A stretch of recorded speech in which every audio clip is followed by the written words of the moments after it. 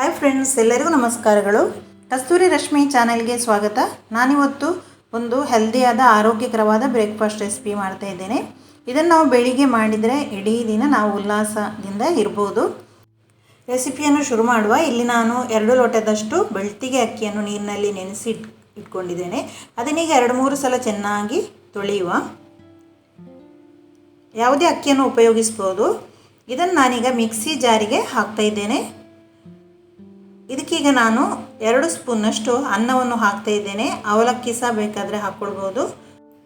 ಈಗ ಸ್ವಲ್ಪ ನೀರನ್ನು ಹಾಕಿ ಇದನ್ನು ದಪ್ಪವಾಗಿ ಗ್ರೈಂಡ್ ಮಾಡಬೇಕು. ನೋಡಿ, ಈ ರೀತಿ ಇಷ್ಟು ದಪ್ಪ ಆದರೂ ಇರಬೇಕು. ಈಗ ಇದನ್ನು ಒಂದು ಪಾತ್ರೆಗೆ ಹಾಕ್ತಾ ಇದ್ದೇನೆ.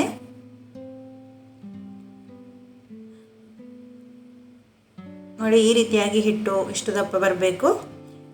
ನಾನಿಲ್ಲಿ ಒಂದು ಮುಳ್ಳು ಸೌತೆಯನ್ನು ತಗೊಂಡಿದ್ದೇನೆ. ನಾನಿವತ್ತು ಮಾಡ್ತಾ ಇರುವಂಥ ರೆಸಿಪಿ ಇದು ಮುಳ್ಳು ಸೌತೆ ಗಟ್ಟಿ ಅಂತ ಹೇಳ್ತಾರೆ ಇಲ್ಲಿ ಮಂಗಳೂರು ಕಡೆ.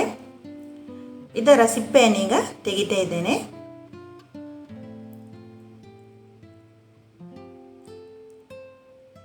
ಈಗ ಎಲ್ಲ ಕ್ಲೀನ್ ಆಯಿತು. ಈಗ ಇದನ್ನು ನಾವು ಸಣ್ಣದಾಗಿ ಈಗ ಈ ರೀತಿಯಾಗಿ ಕೊಚ್ಚಬೇಕು. ಸಣ್ಣದಾಗಿ ಕಟ್ ಮಾಡಬೇಕು. ನೋಡಿ, ಚಾಕುವನ್ನು ತಗೊಂಡು ಈ ರೀತಿ ಮಾಡಿದರೆ ಆಗುತ್ತೆ. ಈಗ ಕಟ್ ಮಾಡಿ ಆಯಿತು. ನೋಡಿ, ಈ ರೀತಿಯಾಗಿ ಬಂದಿದೆ. ಇಷ್ಟು ಸಣ್ಣದಾಗಿ ಕಟ್ ಮಾಡಬೇಕು. ಈಗ ನಾನು ಇದನ್ನು ಹಿಟ್ಟಿಗೆ ಹಾಕಬೇಕು. ಅದಕ್ಕಿಂತ ಮೊದಲು ಅದರ ನೀರಿರ್ತದಲ್ಲ ಮುಳ್ಳು ಸೌತೆಯಲ್ಲಿ, ಅದು ನಮಗೆ ಬೇಡ. ನೀರನ್ನು ಹಾಕಿದರೆ ಹಿಟ್ಟು ತುಂಬ ನೀರಾಗುತ್ತೆ. ಅದಕ್ಕೆ ಅದನ್ನು ಹಿಂಡಿ ಹಾಕಬೇಕು. ಹೀಗೆ ಹಿಂಡಿ ಹಾಕಬೇಕು. ಈಗ ಇದನ್ನು ಮಿಕ್ಸ್ ಮಾಡುವ. ಹಿಟ್ಟಿಗೆ ಹಾಕಿದ ಮೇಲೆ ಬೇಗನೆ ನಾವು ಇದನ್ನು ರೆಡಿ ಮಾಡಬೇಕಾಗುತ್ತೆ. ಬೇಗ ಮಾಡಬೇಕು. ಇಲ್ಲಿ ನಾನು ಬಾಳೆ ಎಲೆಯನ್ನು ತಗೊಂಡಿದ್ದೇನೆ. ಬಾಳೆ ಎಲೆಯನ್ನು ಸ್ವಲ್ಪ ಬಾಡಿಸ್ತಾ ಇದ್ದೇನೆ, ಇಲ್ಲದಿದ್ದರೆ ಅದು ಮಡಚಲಿಕ್ಕೆ ಆಗೋದಿಲ್ಲ. ಈಗ ಬಾಳೆ ಎಲೆ ಇಟ್ಟು ಇದಕ್ಕೆ ಒಂದು 2 ಸ್ಪೂನ್ನಷ್ಟು ಹಿಟ್ಟನ್ನು ಹಾಕಿ ಈಗ ಈ ರೀತಿಯಾಗಿ ಮಡಚಬೇಕು. ತುಂಬ ಆರೋಗ್ಯಕರವಾದ ರೆಸಿಪಿ. ಇದನ್ನು ನಾವು ರಾತ್ರಿ ಮಾಡಿಟ್ಟು ಸಹ ಬೆಳಿಗ್ಗೆಗೆ ಬ್ರೇಕ್ಫಾಸ್ಟ್ಗೆ ಉಪಯೋಗಿಸ್ಬೋದು. ಇಲ್ಲ ಬೆಳಿಗ್ಗೆ ಸಹ ಮಾಡ್ಕೊಳ್ಬೋದು. ರಾತ್ರಿ ಮಾಡಿದರೆ ಬೇಗನೆ ನಮಗೆ ಈಸಿ ಆಗುತ್ತೆ. ಈ ರೀತಿಯಾಗಿ ನಾನು ಇಡ್ಲಿ ಪಾತ್ರೆಯನ್ನು ನೀರನ್ನು ಕುದಿಲಿಕ್ಕೆ ಇಟ್ಟಿದ್ದೆ ಇಡ್ಲಿ ಪಾತ್ರೆಯಲ್ಲಿ. ಅದರಲ್ಲಿ ಈಗ ಇದನ್ನು ಇಡ್ತಾ ಇದ್ದೇನೆ.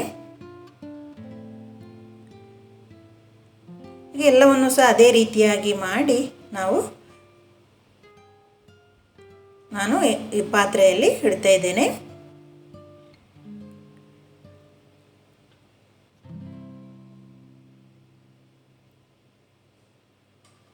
ನೋಡಿ, ಈಗ ಎಲ್ಲ ರೆಡಿ ಆಯಿತು.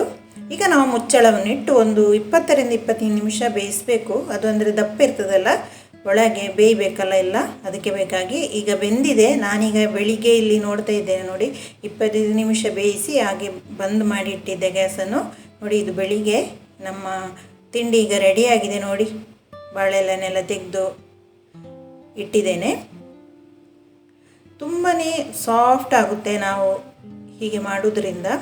ಈಗ ಚೂರಿಯಲ್ಲಿ ಚಾಕುವಲ್ಲಿ ಇದನ್ನು ಕಟ್ ಮಾಡುವ. ನೋಡಿ, ಈ ರೀತಿಯಾಗಿ ಕಟ್ ಮಾಡಿದರೆ ಆಯಿತು. ಇದನ್ನು ಮುಳ್ಳು ಸೌತೆಯಿಂದ ಮಾಡಿರೋದ್ರಿಂದ ಆರೋಗ್ಯಕ್ಕೆ ಸಹ ತುಂಬಾ ಒಳ್ಳೆಯದು.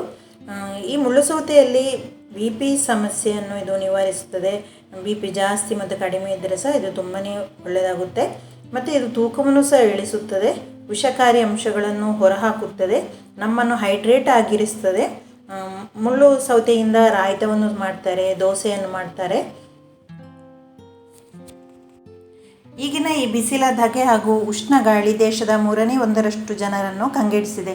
ಬಿಸಿಲ ಬೇಗೆಯಿಂದ ಬೆಂದ ಜನರಿಗೆ ತಂಪು ನೀಡುವ ಶಕ್ತಿ ಮುಳ್ಳು ಸೌತೆಗಿದೆ. ಪ್ರತಿ ಸಲಾಡ್ನಲ್ಲೂ ಸ್ಥಾನ ಪಡೆಯುವ ಮುಳ್ಳು ಸೌತೆ ಬೇಸಿಗೆಯ ಬೇಗೆಯನ್ನು ತಡೆಯುವ ದಿವ್ಯ ಔಷಧ. ಇದು ವಿಟಮಿನ್ C, ಮೆಗ್ನೀಷಿಯಂ, ಕ್ಯಾಲ್ಸಿಯಂ, ರಂಜಕ, ಸತು ಈ ವೈವಿಧ್ಯಮಯ ಅಂಶಗಳ ಆಗರ.